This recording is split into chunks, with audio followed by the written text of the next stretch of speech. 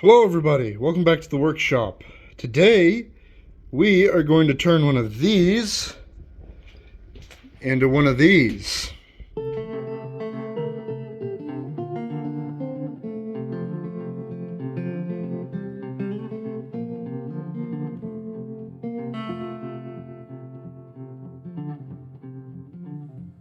I won't be afraid anymore. I won't be afraid anymore. Lord knows I've done some dumb shit and I plan to do some more, but I won't be afraid anymore. I'm gonna dance the way my grandma wanted. I'll twist and shout and get down on it. Twist and shout and get down on it. Show these punks how much they want it. Dance like someone's proud of me. And then I'll get up early and haul ass. I'll get there before the bosses ask. Get up early and haul ass. Hope they don't check on my checkered past. I'll ask to heaven when it's over. And there I'll stand in line and I'll be counted. I'll be sorted among the ones that doubted. As for the saved, I wish you well. I'm alright with going to hell. Seems like the city on the hill is getting crowded. But I won't be afraid anymore. I won't be afraid anymore. Lord knows I've done some dumb shit and I plan to do some more, but I won't be afraid anymore.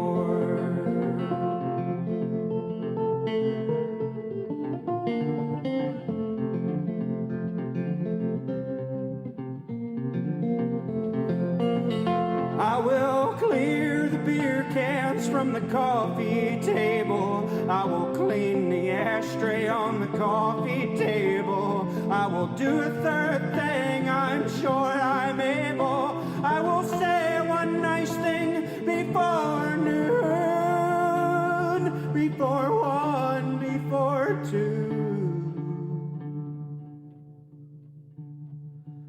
And I will love whoever I will please. I will kiss my friends upon the cheek. Kiss my friends upon the cheek. Repeat till I believe. I don't have to be ashamed, but I love. And I won't be afraid anymore. I won't be afraid anymore.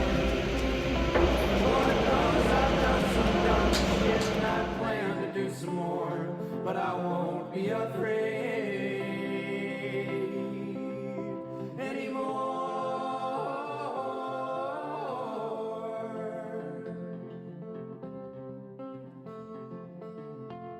I won't be afraid anymore. Well, that's not good. It's been a few days since I've worked on this, and I jumped on it tonight, started videoing, trying to get all this bored out, and somehow the holes were misaligned. Either I didn't lock something down or something moved in the past couple of days, or I don't quite know, but now I have one hole that is not quite timed correctly. It could be I have a jack screw underneath that applies pressure to keep it from rotating and moving. It sort of locks things down. That could have moved things around quite a bit, but I don't believe it has, because the dividing head hasn't moved vertically and neither is the tailstock. So what I'm going to do now might not be the best thing to do, but my dividing head is a Model H, and so it has a lock ring where I can unlock my dividing plate and spin it so I can keep my time but spin the workpiece. It's kind of odd. It's for doing helical gears. You don't typically spin it unless the output is attached to the machine. So I'm going to spin it and realign myself and continue on. The hole that is off, that's not a massive issue. I'm going to mark it in some way, identify it, and when I go to put the chain on, the chain doesn't use every single lug. The chain is like a typical bulldozer chain. It uses every other lug. So the hole that is in the wrong spot will be marked very clearly as not a sprocket or not a tooth, I guess, to use.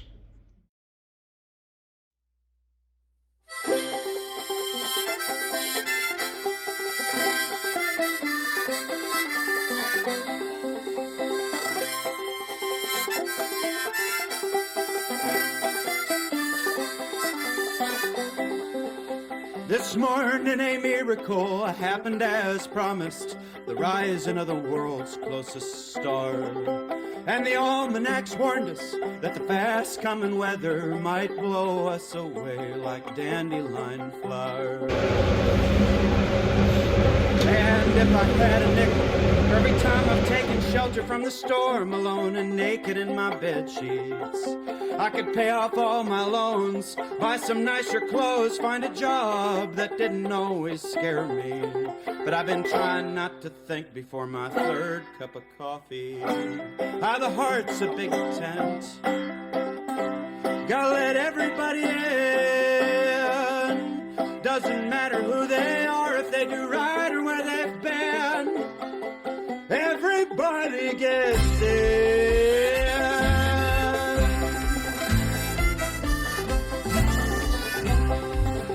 I think I know a secret, still not really sure. Somewhere between I'm living and I believe I can fly. What's up? I saw the devil in a used bookstore. He was ripping up and spitting on Catcher in the Rye. And I'm coming to myself like a man finding religion. Am I baptized, drowned, or washed in the blood? If life's an open field, I'd like to plant a garden and get ready for the fire and the flood. I need a theory of all love, like the heart's a big tent. Gotta let everybody in. Doesn't matter who they are, if they do right or where they've been. Everybody gets in.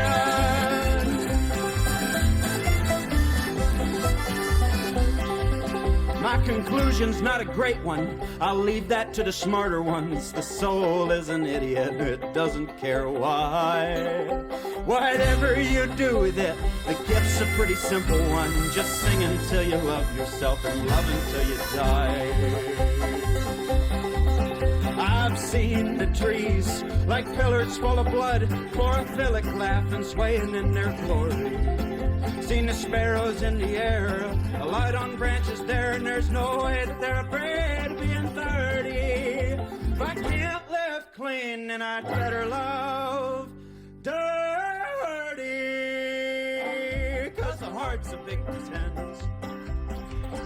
Gotta let everybody. So, part is now mounted in the chuck and I am ready to start turning it. So there's going to be a lot of turning, probably going to be mostly time lapse. To support the part for the first operations, which are going to be facing this side, turning this down, I need to face this part. Basically it's going to be stepped, and I'm going to face the back side so that it is perfectly parallel with the front, or I don't know, this side.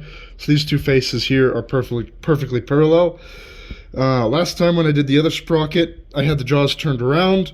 I'm lazy. I don't want to turn those jaws around right now. Big heavy jaws, big heavy chuck wrench, and my arms are tired. So instead of doing that, I just have it bumped up against the face. I have the jaws relatively close. I would tighten them down, but this part is tapered. So, don't really want to tighten it down. It'll just squeeze it out of the chuck. I do have these bolts on here, and they are welded pretty damn good. So those will be driving it, providing all the torque. And the center in the middle is going to be providing all of the support. So that's how I'm going to do that. Let's get turning.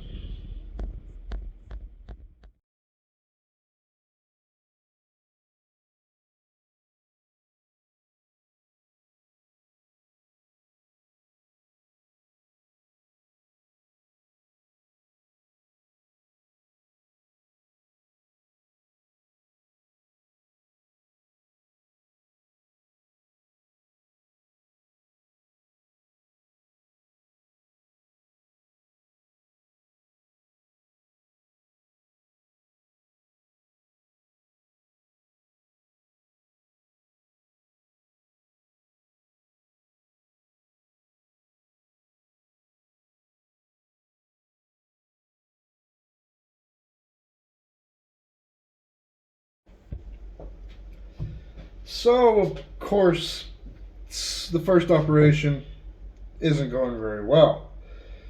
If you couldn't tell by the video, this weld in here is extremely hard.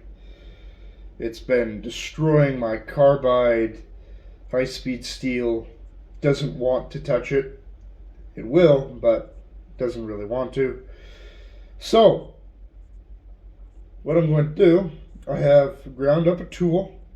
It is a brazed carbide tool. I put a very generous radius on it. There's very little rake, maybe even a little bit of negative rake. And I'm going to try on the slowest speed that this lathe is capable of, which is like 12 RPM. Yep, 12 RPM. I will just come in and clean this up.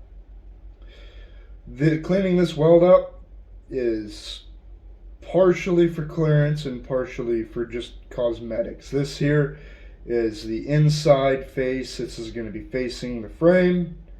So realistically, I don't need to clean this up. So what I'll do is I'll just touch off here. Right now it's kind of ramped because the tools keep breaking and they don't want to cut, and so push away. But try to get at least one good cut on it, and see how that goes.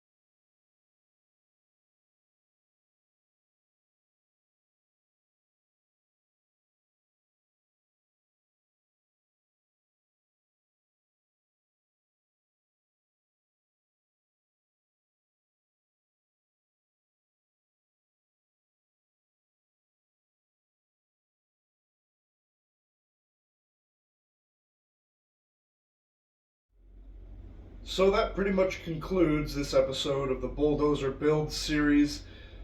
It's pretty much just been time-lapse machining. Now, this video has taken me a very long time to produce. It's been several weeks, so if it doesn't flow nicely, please forgive me.